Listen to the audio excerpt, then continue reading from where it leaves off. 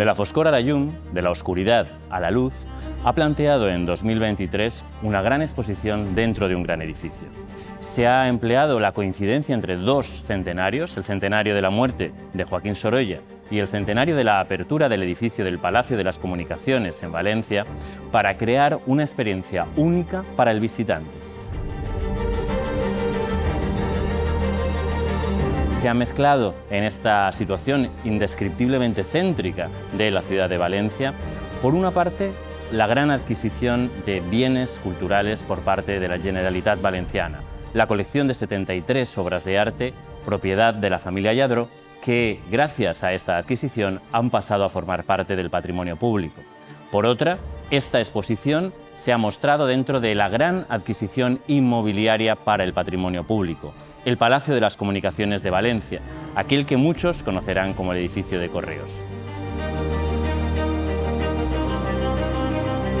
Este edificio, construido entre 1915 y 1922, es una obra del eclecticismo español que se sitúa en la plaza principal de la ciudad, el Foro Urbano de Valencia, que es la plaza del Ayuntamiento, y en la cual se expondrán durante varios meses estas obras de arte procedentes de la colección Lladró, antes de integrarse en el Museo de Bellas Artes de Valencia. De la foscor a la llum, de la oscuridad a la luz, es un doble juego de palabras. Por una parte, significa el paso de la oscuridad de la pintura medieval al esplendor luminoso de la época de Joaquín Sorolla. Y por otra, también hace referencia a ese paso de manos privadas a manos públicas, como estas 73 obras de arte, almacenadas durante años en la oscuridad, han sido llevadas a la luz bajo esta cúpula de cristal espectacular y puestas a disposición del público.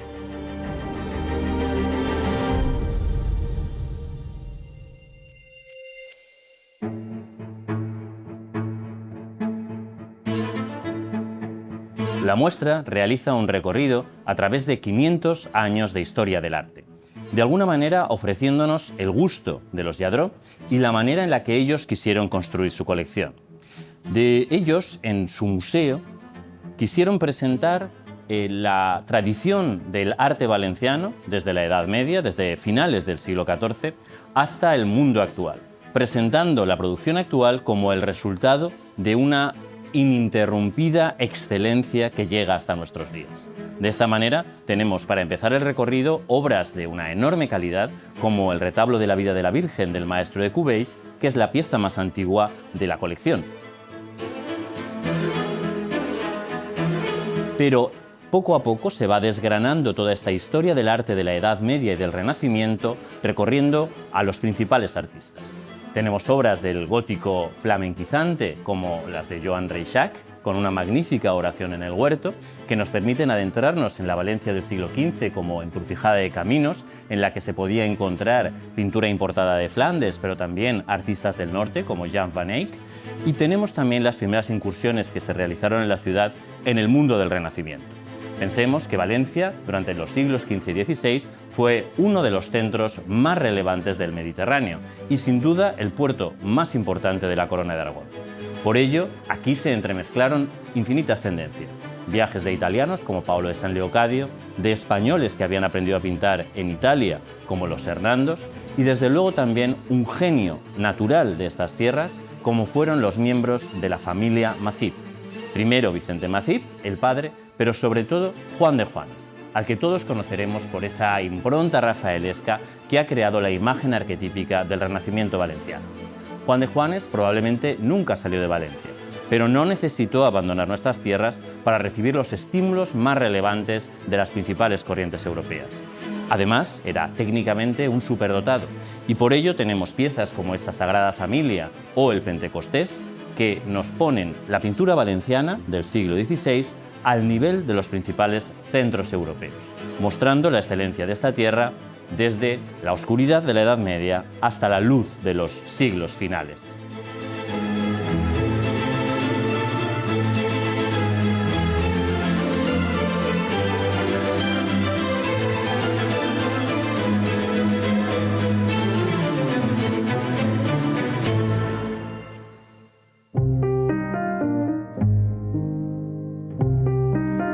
La colección y la exposición, no obstante, no se compone exclusivamente de artistas valencianos, ya que se ha buscado salpimentar esta tradición de excelencia artística con los mejores representantes de otras escuelas españolas y europeas. Así, por ejemplo, en la época del Barroco, tenemos la suerte de contar con piezas del taller de Zurbarán, como esta Virgen en Meditación que hay tras de mí, y que es una creación original del maestro en la que en algunas de las materializaciones aparece también el niño y la Virgen aparece meditando sobre el incierto futuro de su hijo. Y tenemos, no obstante, dos obras autógrafas de el que probablemente fue uno de los mejores pintores españoles y europeos del siglo XVII, José de Ribera. El pintor, nacido en Xàtiva, se formó, no obstante, en el ámbito romano y napolitano y dio lugar a creaciones tenebristas tan espectaculares como el San Onofre y el San Andrés, que forman parte de esta colección. Obras cuya comparación con otras piezas salidas del taller de José de Ribera nos dan cuenta de la enorme participación del maestro en estos originales que se convertirán, sin duda, en estrellas del Museo de Bellas Artes de Valencia.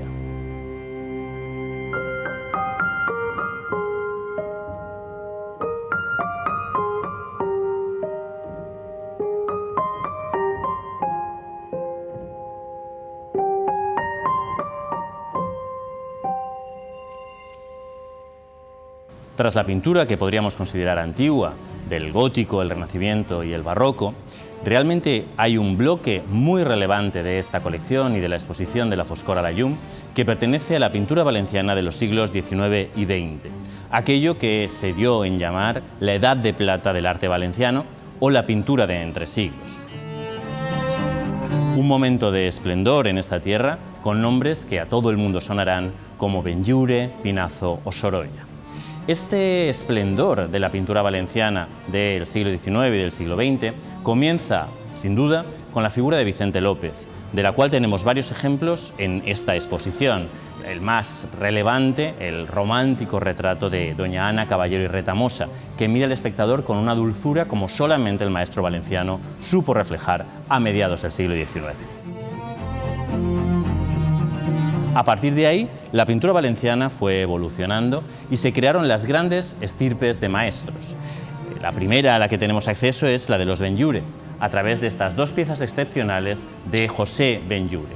Tenemos una obra preciosista de primerísimo nivel, vinculada con la etapa italiana de José Benlliure como director de la Real Academia de España en Roma, con esos toques minúsculos que dan una enorme riqueza a la pintura, parece casi tomada de Mariano Fortuny. Y tenemos al lado una pintura mucho más realista que hasta el momento se encontraba sin identificar. Un joven niño que aparece vestido como un personaje del siglo XVIII, obviamente disfrazado y jugando con la cámara, con el pintor que está reflejando este momento divertido, aunque él aparece muy serio. Pensábamos que era un anónimo niño, pero gracias a la investigación derivada de esta exposición sabemos que es Manuel Filiberto de Saboya, el pequeño hijo del efímero rey Amadeo de Saboya de España, que gustaba mucho de ser retratado y también de disfrazarse con atuendos de otras épocas.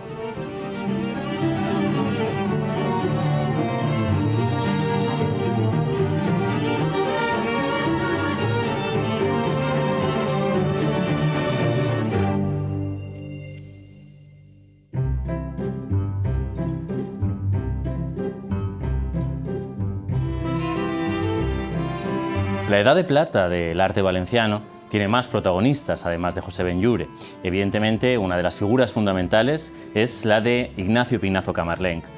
Pinazo supo, a través de esa manera deshecha de pintar a base de manchas, crear una nueva manera de acercarse a la realidad, un realismo muy personal que para siempre definió la pintura valenciana de entre siglos. Pertenece también a este momento, y también Pinazo participa de ello, la creación de lo que podíamos definir como costumbrismo o regionalismo valenciano.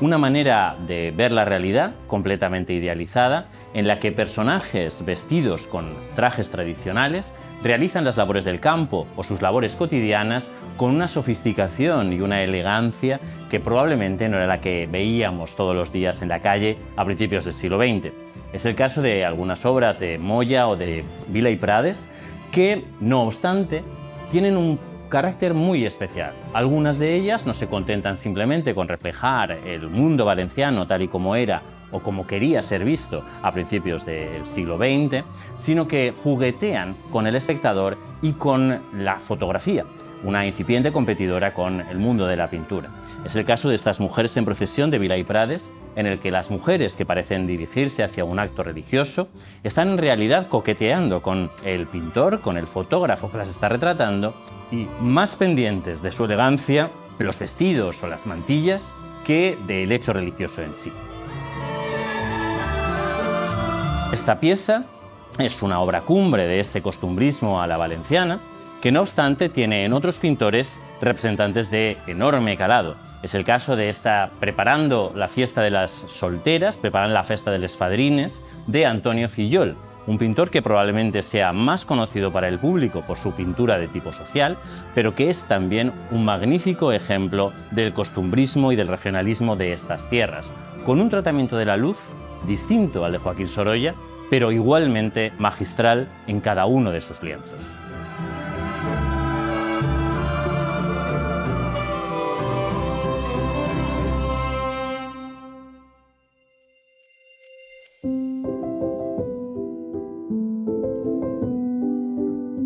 La pintura costumbrista valenciana tuvo en la figura de José Mongrey a uno de sus mejores representantes. Mongrey se había formado con Joaquín Sorolla y había entendido a la perfección cómo crear ese mundo idílico, esa Arcadia feliz que quería ser en la región de Valencia. Así tenemos piezas como Siesta interrumpida, como Valencianas o como Descargando la pesca, que no hacen sino recoger el testigo que había sembrado Joaquín Sorolla, reflejando esos momentos de huerta, de montaña y de playa que se consideraban arquetípicos del mundo valenciano de entre siglos.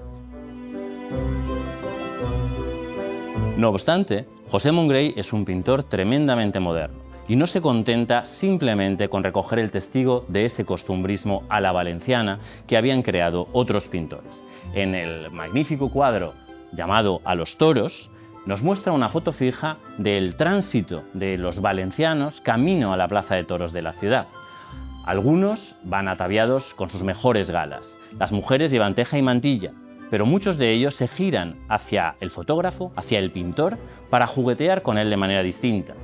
La mujer sobre el carruaje parece hasta coquetear con él. El torero lo mira serio y todo un grupo de caballeros a la derecha del cuadro parecen entre divertidos y sorprendidos de estar siendo retratados. Mongrey, además, introduce en esta magnífica instantánea de la vida valenciana de principios del siglo XX algún elemento que obviamente quiere reflejar su cosmopolitismo, su conocimiento de las principales corrientes que animaban el arte universal. Y por ello introduce en primera fila y semi-escondida detrás de un caballero a una japonesa, ataviada con un kimono rojo, cosido a mano como los mantones de Manila y con un peinado que recuerda también el de las estampas del Japón.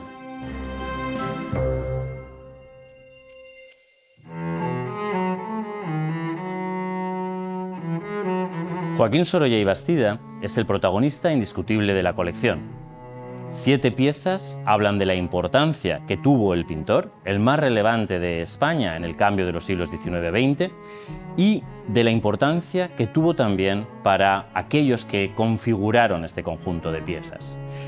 Tenemos obras de distintos formatos y temáticas, pero todas ellas muestran que Sorolla fue excelente y el mayor pintor español de finales del siglo XIX y principios del siglo XX. En las obras que se encuentran a mis espaldas, el patio del Cabañal, el jardín del convento o la cocina de la huerta, podemos apreciar en estos medianos formatos cómo Sorolla absorbió lo mejor de todo aquello con lo que se encontró. De pinazo fue capaz de tomar ese manejo del color tan especial y tan vibrante a base de manchas que encontramos en el patio del Cabañal. Y en el resto de pinturas podemos apreciar cómo, después de su viaje a París a ver a Francisco Domingo Marqués, donde entró en contacto con la pintura de los luministas nórdicos, empezó a estudiar en la incidencia de la luz, que en Valencia era tremendamente potente, sobre cada una de las superficies, generando eso que hemos bautizado como luminismo y que todo el mundo reconoce como un hecho distintivo de Joaquín Sorolla.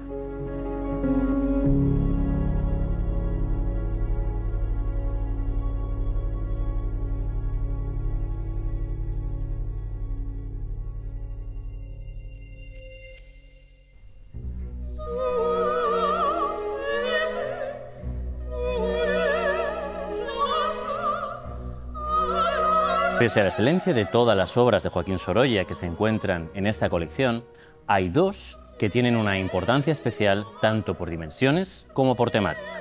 Una de ellas es la que se encuentra detrás de mí, Labradora Valenciana, que es una pieza muy particular, porque fue un encargo realizado a Sorolla para servir como modelo para un panel cerámico realizado por una fábrica barcelonesa. Joaquín Sorolla creó aquí algo que se ha visto como una alegoría de Valencia, de la región de Valencia, en la que una mujer ataviada con el traje regional típico, pero de gala, aparece ensimismada, casi como una alegoría de la melancolía, mientras realiza un arreglo floral con sus manos.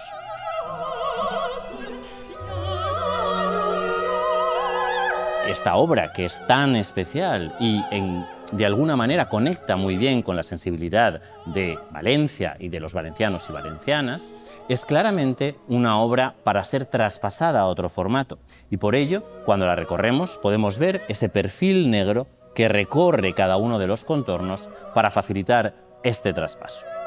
Hay un detalle que seguramente al público le gustará conocer, y es que Sorolla se equivocó en el formato. Y por ello, en la parte inferior del lienzo, podemos ver una costura con un añadido necesario para llegar a las dimensiones exigidas por el fabricante. Sorolla tuvo, en un último momento, que modificar ese lecho de flores que servía como base a la Labradora Valenciana, añadiendo un cesto y una parte del paisaje. Este es el motivo por el que la firma Sorolla queda por encima de la costura y nos permite ver la agilidad que tuvo el pintor para hacer crecer su composición sin mermar ni un ápice de la fuerza.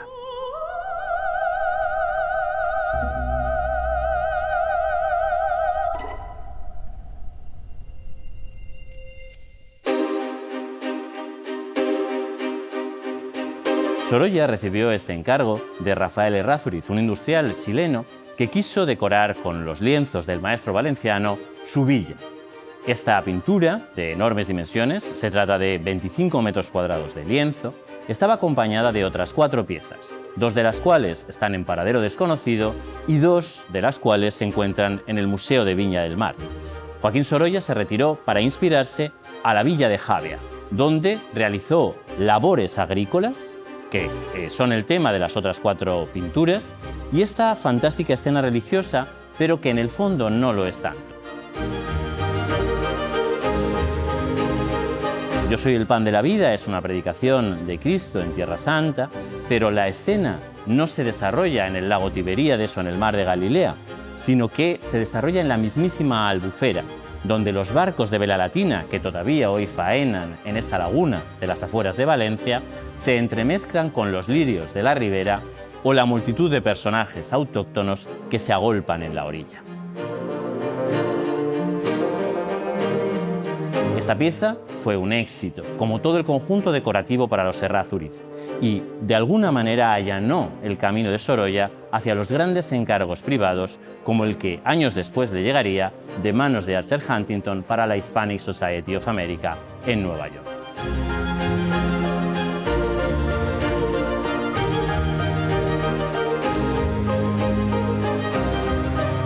Con Sorolla se abre y se cierra esta exposición, de la foscor a la llum, y nos muestra cómo esta adquisición de una enorme colección de arte para el Museo de Bellas Artes de Valencia se incardina en la celebración del centenario de Joaquín Sorolla en 2023.